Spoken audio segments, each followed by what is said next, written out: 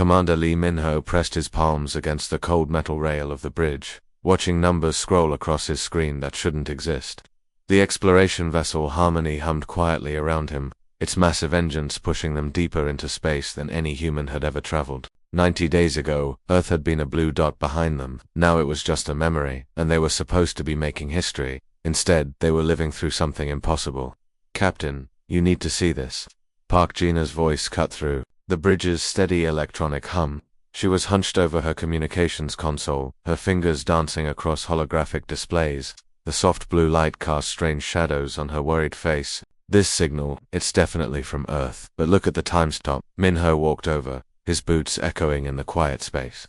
The bridge of the Harmony was built like a cathedral of technology, with curved walls lined with displays showing star charts, engine status, and life support readings. 500 souls slept in cryogenic pods below them, trusting their lives to this crew of 24 active members. Show me, Minho said, leaning over Gina's shoulder. The timestamp made his stomach drop. The signal claimed to be sent from Earth in the year 2427. They had left Earth in 2225, unless someone had invented time travel while they were gone. This was completely impossible.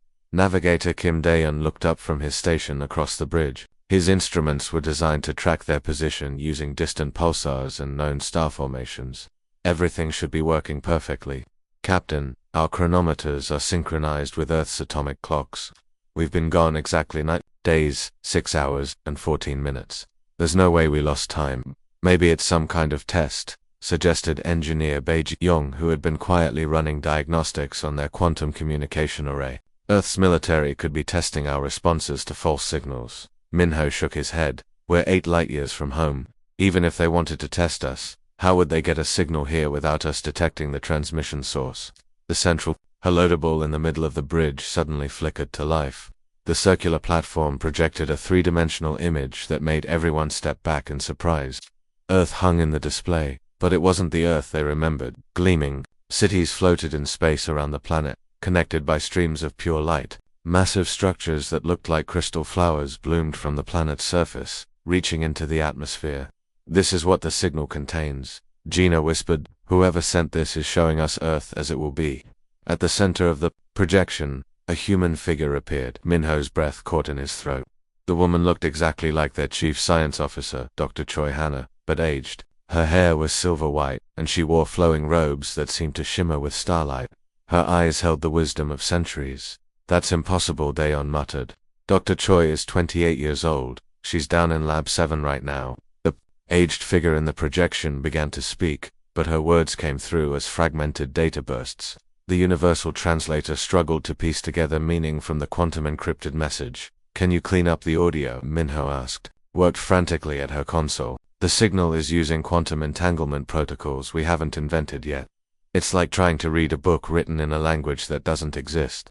Security Chief Yoon Seo-jin stepped forward from his position near the weapons console. Captain, what if this is an alien trap? We know there are other civilizations out here. Maybe they've studied human broadcasts and created this fake message to confuse us. Minho considered this. They had detected signs of alien technology in 3 different star systems during their journey. Strange energy signatures, orbital structures, that didn't match natural formations. And once, a fleet of dark ships that had vanished the moment their sensors locked onto them. Run a full spectral analysis, he ordered. I want to know everything about this signal, where it originated, how it got here, and whether it's really from Earth. The bridge fell silent except for the soft humming of computers working at maximum capacity. Through the main viewscreen, stars stretched past them like scattered diamonds. They were traveling at nearly 1/10 the speed of light, fast enough that space itself seemed to flow around their ship like a river dot. Dr. Choi Hanna's voice came over the intercom from her laboratory. Captain, I'm detecting massive quantum fluctuations in our communication array. Whatever you're receiving up there, it's affecting our ship's systems. Minho grabbed the intercom. Doctor, we need you on the bridge immediately, and bring your temporal physics notes. As they waited for Dr. Choi to arrive, Minho stared at the projection of the aged woman who wore her face. The image flickered, occasionally, showing glimpses of vast alien structures in the background, towering beings of pure energy, and humans working alongside creatures that defied description. Captain, Gina said quietly, there's something else. The signal isn't just showing us the future. It's giving us technical specifications, star charts, engine modifications, weapon designs. It's like someone is trying to teach us something. The bridge doors slid open, and Dr. Choi Hannah hurried in.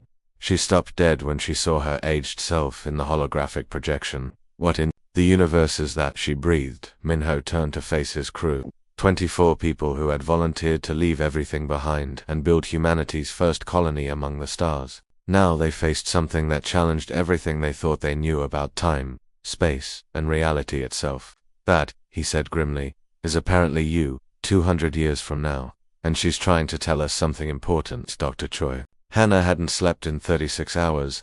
Her laboratory on Deck 7 looked like a tornado had hit it. Coffee cups sat cold and forgotten between stacks of data tablets. Holographic displays showed complex equations floating in the air like glowing webs. She moved between them with the focused intensity of someone who knew the fate of humanity might depend on her calculations. Computer, run analysis sequence 712, she commanded, her voice hoarse from exhaustion. The ship's artificial intelligence responded in its calm, mechanical voice. Analysis complete. The temporal quantum signature shows 9% probability of human origin. However, the technology used to create this transmission is approximately 400 years beyond current human capabilities. Hannah rubbed her tired eyes. Every test she ran came back with the same impossible result. The signal was definitely from humans, but humans who had access to technology that shouldn't exist. She pulled up the technical specifications that had been embedded in the transmission. Her breath caught in her throat. The plans showed how to modify the Harmony's fusion engines to create artificial wormholes in spacetime. The mathematics were elegant, beautiful even, but they required energy levels that would drain their entire power grid. More troubling, they would need to convert most of their colony supplies into exotic matter to fuel the process. Dr. Choi, to bridge, she called through the intercom. I need the senior staff in conference room 3 immediately, and wake up Dr. Kim Sunho from the medical bay. He needs to see this.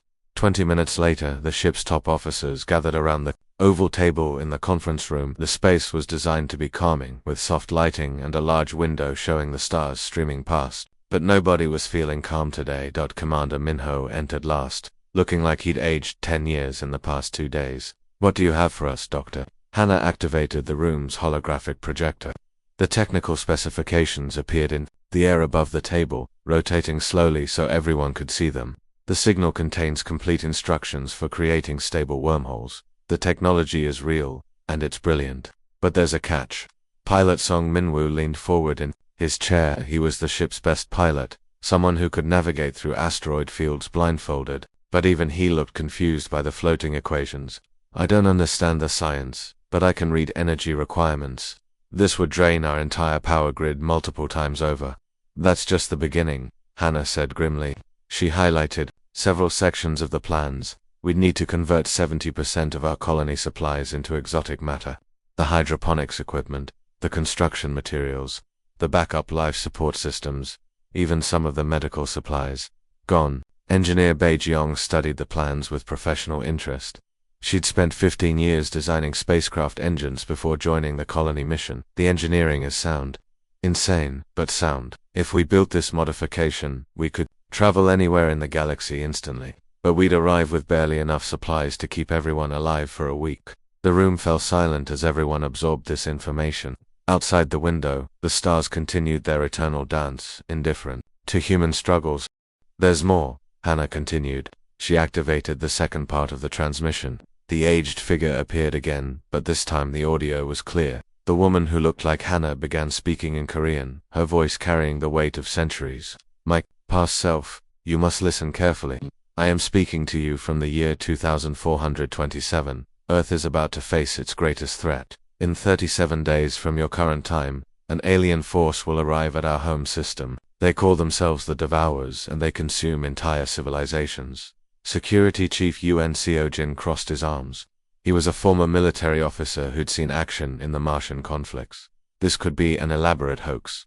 We've detected alien technology during our journey. Maybe they've studied our broadcasts and created this fake message to lure us back to Earth. The aged Hannah continued speaking. The Devourers are unlike any enemy humanity has faced. They exist partially outside normal spacetime, making conventional weapons useless. But humans possess something unique in the galaxy: quantum consciousness. Our minds can exist on multiple dimensional levels simultaneously. This makes us the only species capable of fighting them. Dr. Kim Sunho, the ship's chief medical officer, looked skeptical. Quantum consciousness? That's theoretical at best. We have no proof that human minds operate on quantum levels. Actually, we do, Hannah said quietly. The signal included biological data about human brain patterns. The research shows that our neural networks naturally create quantum entanglement between neurons. It's how we process intuition, creativity, and complex emotions. Other species in the galaxy process information differently. Commander Minho stood up and walked to the window. 8 light-years away, Earth was facing destruction, and they were the only ones who could help. But helping meant abandoning their mission, sacrificing the dreams of 500 colonists who'd left everything behind. "Show us the rest of the message," he said. The aged Hannah's image flickered and changed. Now it showed scenes of the future Earth under attack. Massive alien ships, each the size of a moon, hung in space above the planet. But these weren't ordinary ships. They seemed to bend light around them, creating zones of absolute darkness. Where they passed, stars simply vanished. The Devourers don't just destroy the future, Hannah explained. They unmake things from existence. Planets, stars, entire solar systems are erased from reality. Earth's military cannot stop them because conventional weapons cannot affect beings that exist in multiple dimensions. The transmission showed human defenders trying to fight back. Plasma cannons fired uselessly through the alien ships. Nuclear missiles passed through them like they were made of mist. Earth's orbital defense platforms were consumed one by one, their metal and circuitry dissolving into nothingness. But we found a way, the aged Hannah continued. By synchronizing human consciousness across the entire species, we can fit the Devourers back to their home dimension. However, this requires specific quantum resonance frequencies that can only be generated by the modified engines you're seeing in these plans. Pilot Song Min-woo stared at the images of Earth under attack. Why send this message to us? Why not to Earth directly? Because the technology needed to create the resonance frequencies can only be built in deep space, away from planetary gravity wells. The future, Hannah replied. The Harmony is the only ship with the right engine configuration and sufficient power generation. You are humanity's only hope. Engineer Beijing pulled up resource calculations on her tablet. If we do this, we'd arrive at Earth with minimal supplies. No equipment to establish a colony, no backup systems, no safety margins. We'd be committing 500 people to a one-way trip with no guarantee of survival. Security Chief Yoon, Seo Jin remained suspicious. What if this is exactly what the aliens want? What if they're trying to trick us into destroying our own ship? Commander Minho turned back to face his officers. These were people he'd served with for years. People who'd volunteered to spend the rest of their lives building humanity's future. Among the stars, now they faced an impossible choice: save Earth and abandon their mission, or continue to their new world and let humanity's birthplace face extinction. "We have 37 days to decide," he said finally. Dr. Choi, continue analyzing the data. I want to know everything about these Devourers and whether this quantum consciousness theory is real. Everyone else, prepare contingency plans. If we do this, we need to be ready. As the meeting broke up, Hannah remained behind, staring at the technical specifications floating in the air. Somewhere in those equations lay the power to save Earth or doom them all. She just had to figure out which. The main assembly hall of the Harmony had never held so many people at once. 400 colonists sat in curved rows of seats, their faces pale and confused after being awakened early from cryosleep. The hall's dome-shaped ceiling showed a live view of space above them, stars streaming past like scattered diamonds. But today, those stars felt cold and distant. Commander Minho stood at the center of the room, looking out at faces that trusted him with their lives. Teachers, farmers, engineers, doctors, artists, and dreamers who had left Earth behind to build something new among the stars. Now he had to ask them to make an impossible choice. 3 days ago we received a message from the future, he began, his voice echoing in the large space. It warns us that Earth will be attacked by an alien force in 34 days. We have the technology to return and help, but it would mean abandoning our colony mission. Murmurs rippled through the crowd. People turned to their neighbors, whispering in worried voices. Children who had been born on the ship looked confused, not understanding why the adults seemed so frightened. Dr. Im Soo-yang rose from her seat in the third row. She had been a high school teacher in Seoul before joining the colony mission. Her hands shook slightly as she spoke. Commander, my daughter Mingi is still on Earth. She's only 16 years old. She wanted to finish school before joining us. On the next colony ship, if there's even a small chance this message is real, how can we abandon her? How can we abandon all of them? Her voice broke on the last words. Around the room, other people nodded. Many colonists had left family members behind, planning to bring them on later missions once the colony was established. Farmer Oh Hin-woo stood up from the back of the room. His weathered hands spoke of decades working in Korean rice paddies before volunteering to grow food on an alien world. With respect, Dr. Rim, we've traveled 8 light years from home. Our families knew the risks when we said goodbyes. What about our duty to the future? Humanity needs more than one world to survive. If we abandon this mission, we might be dooming our species in a different way. The debate that followed was passionate but respectful. These people had lived together for 3 months, sharing hopes and fears during the long journey. They had become a family of sorts. Earth has billions of people and advanced military technology, argued engineer Park Kyungmin. We're just 400 civilians with farming equipment and construction tools. What difference could we possibly make? Dr. Choi Hanna activated a holographic display showing the technical specifications from the future message. The alien attackers exist partially outside normal spacetime. Earth's weapons can't touch them, but the quantum resonance device we can build would give humanity a fighting chance. Medical Officer Lee Haijin raised her hand. What about the people here who are too sick to travel? Mrs. Wong is still recovering from surgery. The Kim family's baby was born premature. They can't survive another dangerous journey. Commander Minho watched the faces in the crowd. Some showed fear, others determination. A few looked angry, feeling betrayed by circumstances beyond anyone's control. These were ordinary people facing an extraordinary situation. Communications. Officer Park Jina suddenly burst through the hall's main doors, her face pale with urgency. Commander, we're receiving a new transmission. It's from Earth. You need to hear this immediately. The room fell silent as Gina connected her portable communicator to the hall's audio system. The voice that came through was Admiral Kim Taiwan from Earth's Deep Space Command, but it was strained with barely controlled panic. To all human vessels in deep space, this is an emergency broadcast. Our long-range sensors have detected a massive alien fleet approaching the solar system. The objects are unlike anything we've ever seen. They appear to be absorbing light itself, creating expanding zones of complete darkness wherever they pass. Gasps echoed through the assembly hall. People grabbed each other's hands. Parents pulled their children closer.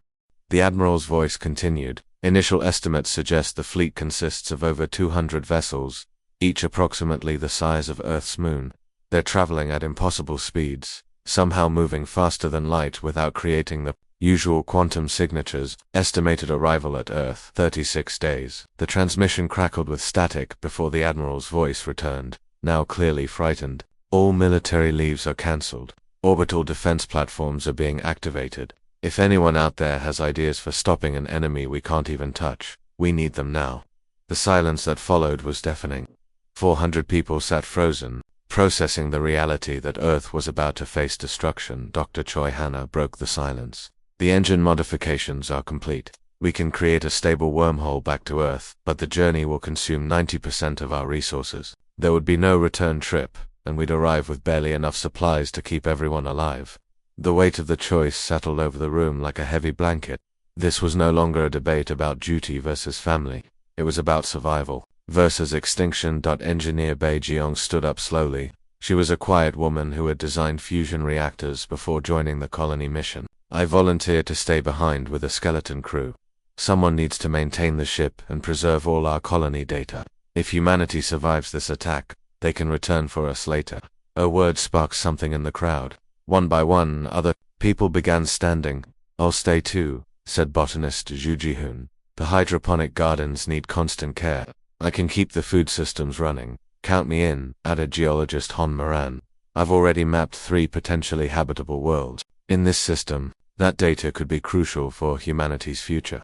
The volunteers kept coming. Elderly colonists who felt they couldn't survive another dangerous journey. Specialists whose skills were better suited to maintaining the ship than fighting aliens. Parents who wanted their children to have a chance at the life they'd promised them among the stars. Commander Minho felt tears in his eyes as he watched his people make their impossible choices. These weren't soldiers trained for sacrifice, they were ordinary humans showing extraordinary courage.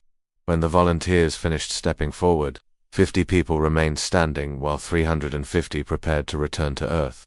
Families were torn apart by the decision, but everyone understood the necessity. "We'll modify the ship's escape pods for long-term habitation," announced Engineer Bay. 50 people can survive here for several years if we're careful with resources. Dr. Im Suyang wiped tears from her eyes. "My Minji always said I was braver." Then I thought, I guess it's time to prove her right. Outside the great dome above them, the stars continued their eternal dance. But for the first time since leaving Earth, they felt like they were pointing the way home instead of toward an uncertain future. The choice was made. Now came the hardest part, living with the consequences. The wormhole collapsed behind them with a sound like reality tearing apart. The Harmony tumbled out of folded space-time into Earth's solar system, its hull groaning from the impossible stresses of dimensional travel. But what greeted them was a nightmare that defied human understanding. The sky was wrong, where familiar constellations should have been. Vast alien ships hung in space like impossible geometric puzzles.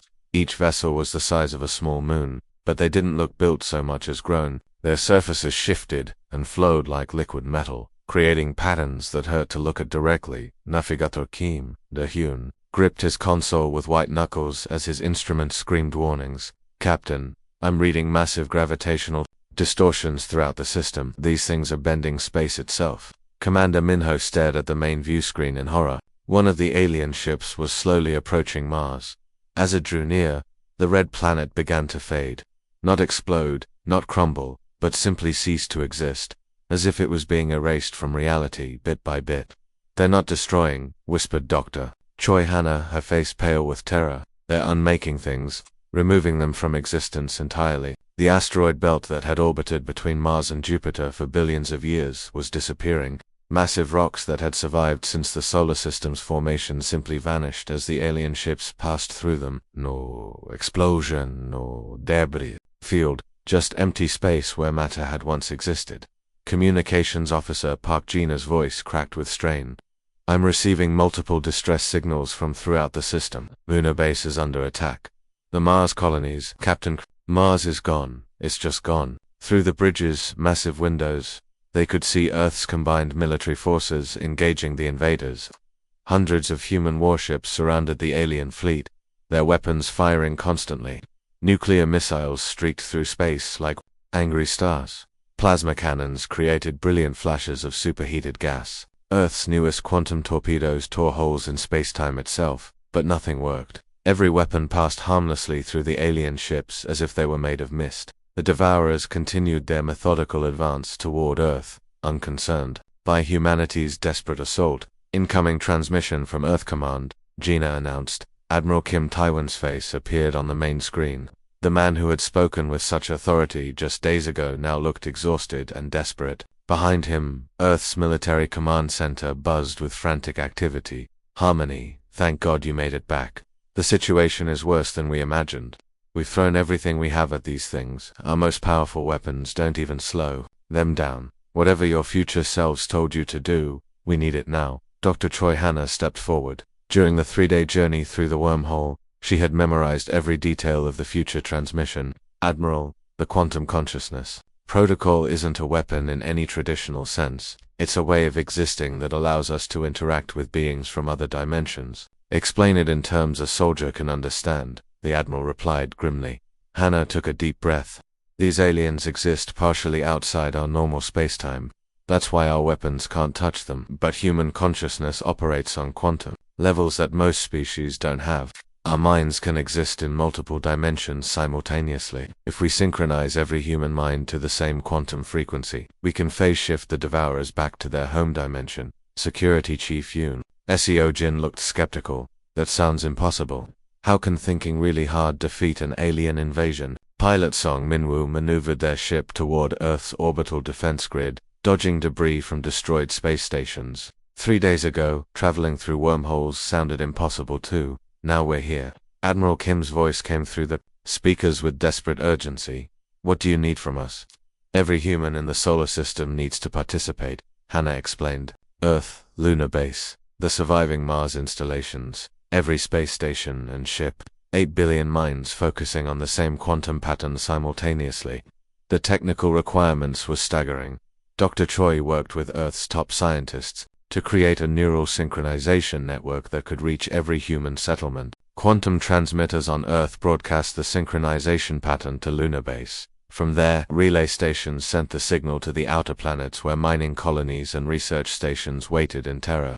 The frequency pattern is incredibly complex, explained Dr. Yoon Sung-ho, Earth's leading quantum physicist, his image flickering on the bridge's communication screen. It requires humans to synchronize not just their thoughts, but their entire neural quantum signature. We're essentially asking 8 billion people to temporarily become a single consciousness. Commander Minho watched the preparations while keeping one eye on the alien advance.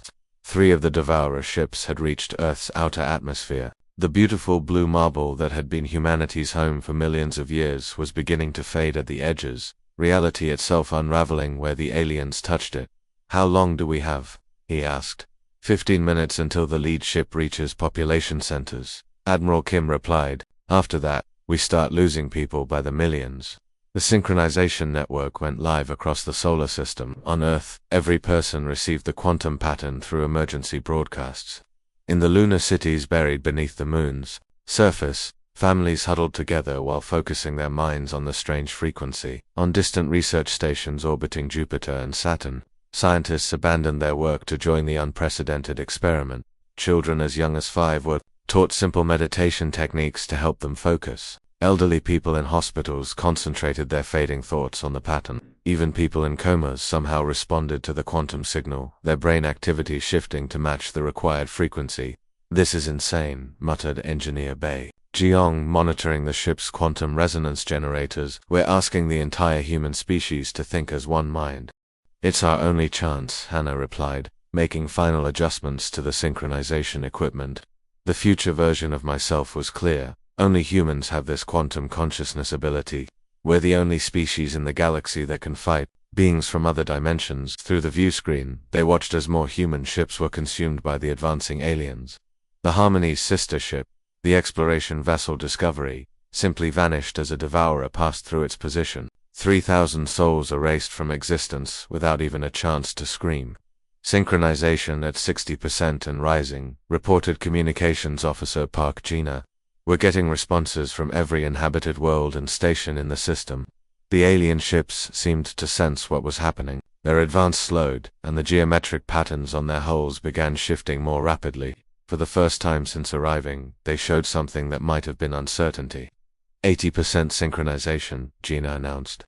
"We need to reach 95% for the protocol to work." Commander Minho opened a channel to every human in the solar system. His voice carried to Earth's great cities, to research stations on the moons of gas giants, to the lonely outposts at the edge of the system. "This is Commander Lee Minho of the exploration vessel Harmony. In 60 seconds, 8 billion human minds will unite for the first time in our species' history. We're not just fighting for Earth, we're fighting for the right of consciousness to exist in this universe. Focus your thoughts, trust in each other, show these invaders what humanity really is." The countdown began. Across the solar system, 8 billion people closed their eyes and focused their minds on a single quantum frequency. Parents held their children. Soldiers gripped their weapons. Scientists abandoned their instruments to concentrate on pure, I thought. 95% synchronization achieved, Gina whispered. "All stations report ready." For one impossible moment, every human consciousness touched every other. The barriers between individual minds dissolved, and humanity became something greater than the sum of its parts. And in that moment of perfect unity, they reached out across dimensions to face the aliens who threatened their existence. The moment of synchronization hit like a wave of pure consciousness washing over the entire solar system. Commander Minho felt his individual thoughts dissolve as 8 billion human minds suddenly became one vast, interconnected network of awareness. The sensation was overwhelming and beautiful at the same time. On the bridge of the Harmony, every crew member gasped as their minds expanded beyond their individual bodies. Navigator Kim Dae-in experienced the thoughts of a grandmother in Seoul teaching her granddaughter to make kimchi. Communications Officer Park Jina felt the determination of rescue workers digging through earthquake rubble in California. Choi Hannah shared the wonder of a child seeing Saturn's rings for the first time through a telescope. But it wasn't just Earth. The unified consciousness stretched across the entire solar system. Farmers in the underground cities of Luna shared their hopes for the next harvest. Scientists in the research stations orbiting Jupiter felt their excitement at discovering new forms of ice. Even the tiny outpost on Pluto, with its crew of 12 lonely researchers, added their voices to the vast human chorus. The effect on the Devourer ships was immediate and terrifying to witness. The massive alien vessels that had been erasing reality began to flicker like old television screens losing signal. Their impossible geometric patterns, which had hurt to look at directly, started collapsing in on themselves. Through the unified consciousness, every human felt the aliens' confusion and fear. The Devourers existed in multiple dimensions simultaneously, but they had never encountered a species that could match their dimensional awareness. Humanity's collective quantum consciousness was like a spotlight shining into the dark spaces between realities. One by one, the alien ships began to fade. The largest vessel, which had been consuming Earth's atmosphere, became transparent. Through its dissolving hull, stars became visible again. The ship that had erased Mars flickered once, twice, then vanished completely, leaving only empty space. Where it had been, Commander Minho felt the vast tapestry of human experience flowing through his consciousness. He experienced the joy of children playing in the parks of New Tokyo, their laughter echoing through the unified mind. He felt the quiet satisfaction of engineers maintaining the fusion reactors that powered humanity's cities. The pride of teachers, watching their students learn, the determination of doctors saving lives, the wonder of artists creating beauty from nothing. But most powerful was the love. 8 billion people thinking of their families, their friends, their hopes for the future. Parents holding their children close, lovers separated by vast distances, feeling each other's presence. Communities coming together in the face of extinction. The aliens had expected to find a fragmented species fighting among themselves. Instead, they discovered a unity so strong it could reshape reality. The synchronization lasted only 30 seconds, but it felt like an eternity. When individual consciousness returned, the silence on the bridge was deafening. Everyone stared at each other with wonder, still processing what they had experienced. "The Devourers are gone," whispered Dr. Choi Hannah, checking her instruments with shaking hands. "All of them. They've been phase-shifted back to their home dimension." Through the main view screen, Earth hung peacefully in space. The zones of darkness, where reality had been consumed, were healing themselves. Space-time repairing the damage like a wound closing. The asteroid belt was reforming, matter reassembling from quantum probability. Even Mars was returning, the red planet materializing as if it had never been gone. But Dr. Hannah was studying readings that made no sense. Her quantum resonance equipment showed impossible temporal signatures, patterns that suggested cause and effect flowing backward through time. "Commander," she said slowly, "I think I understand what happened. The quantum resonance we created didn't just banish the Devourers, it created a temporal echo that rippled backward through time." She pulled up the analysis on the main display.